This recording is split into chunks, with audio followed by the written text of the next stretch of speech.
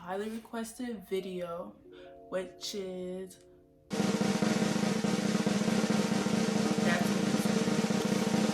rumble please. All right, let me stop. All right, so this video is going to be a highly requested video, which is how I moved out at 18, and then tips on moving out. Not exactly at 18, but just tips for moving out, especially if you've lived with your parents from birth to now. It is going to be a change. It is going to be hard. And yeah, if you're not ready for a responsibility, then you're going to have to wait, because yeah, this is not a joke. You're paying rent, you're paying bills, you're paying everything to live on your own. So don't do this until you're ready. Don't rush it. But I have wrote down, let me count. 1, 2, 3, 4, 5, 6, 7, 8. I was gonna say 8 tips. 5, 6, 7, 8. Okay, 8 tips on how to move out and how I moved out at 18. So, number 1 is I just did it. It's simple. If you want to do something, you just do it. If you want to do something, you keep complaining about it, you keep saying, I don't know if it's going to work, I don't know how to do it, then it's never going to happen.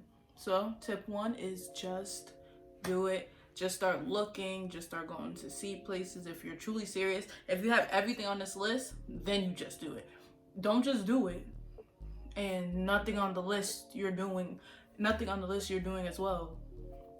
So tip 2, first, personally, I moved in with my boyfriend. I'm 18, he is 20, so moved out at 18 and 20. But this is move in with a roommate. So do not move in with someone that you do not know, that you have no clue where they came from, no idea on where their background is. Don't move in with someone you don't know. Don't move in with someone you freshly got in a relationship with. Because if this is a 2-month relationship, unless things are perfect and you feel like this is the love of your life, do not move in with someone that you are dating fresh off a month to 2 months, because you never know what could happen. And you don't want to be stuck in a lease with someone that you really don't want to be with, because that would suck. So literally, my suggestion is not mandatory, but this is like a good tip, is to move in with a roommate or someone you know. Half and half makes things easier, especially for a first apartment, especially because rent is just overpriced. So it's better to have 2 people living and paying half and half instead of you paying one price for overpriced apartment. So that was 2. First one is just do it. Second one is moving with a roommate or a spouse or a girlfriend, boyfriend, friend, best friend, cousin, whatever. As long as it's half and half, that makes things easier. That's a good thing to think about. I see my hair sticking out in my head. I don't know where. But step 3, save up money. You cannot think that you're gonna move out with $20 to your name. You cannot think that you're gonna move out with $20 to your name. Do not look up apartments that their rent is about $1,000 and you only have $20. It's not gonna work. You need to have saved up.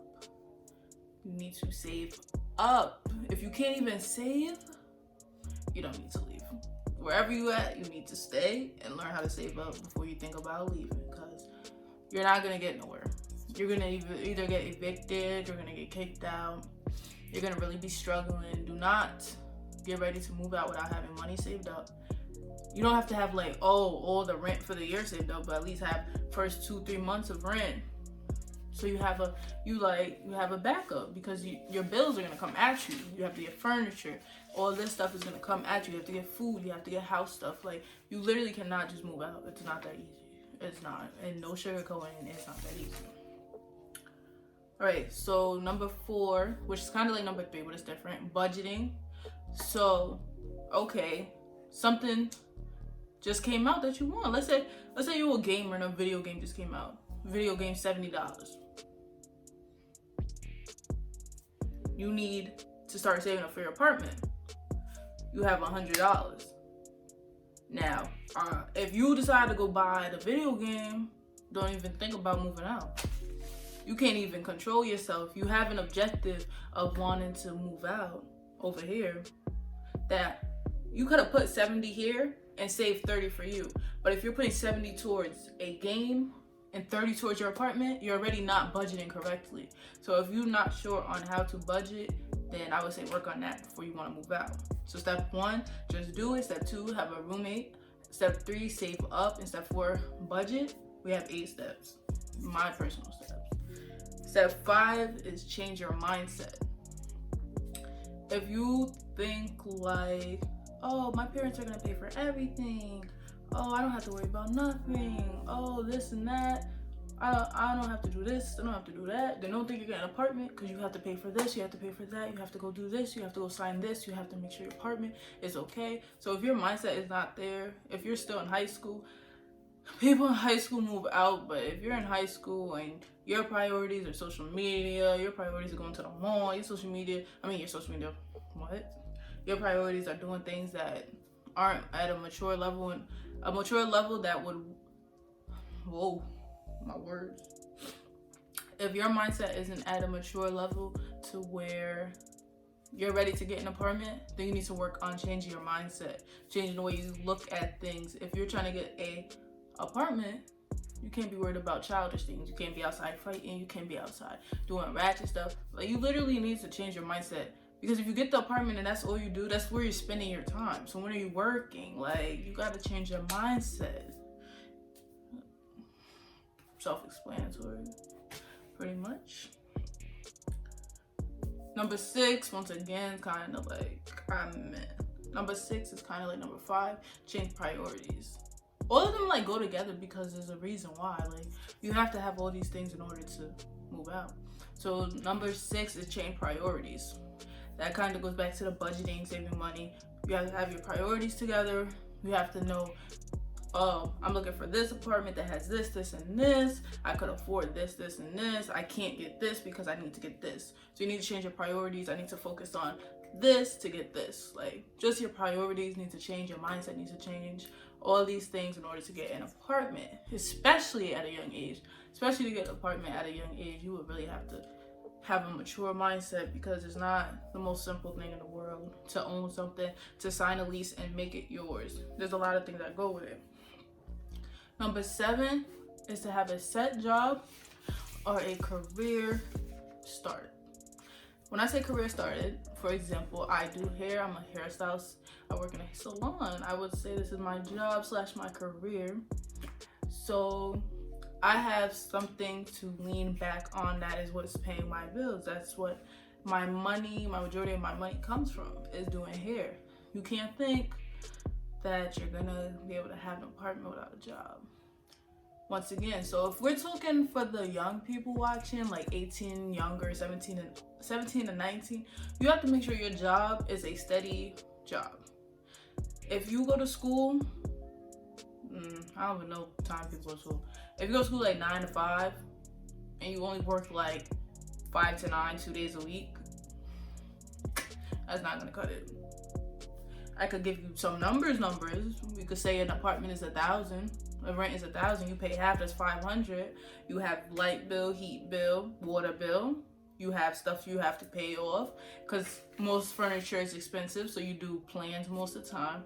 Like, these are things you have to think about. You can't just say, oh, rent's 1,000. I only owe 500. As long as I'm getting 500 flat a month, it's gonna work. It's not gonna work. You have a lot of other things to pay for when it comes to apartment. So, yeah, have a set job. I would say, I don't even know, like, it depends on the house you're looking for. It depends on the apartment.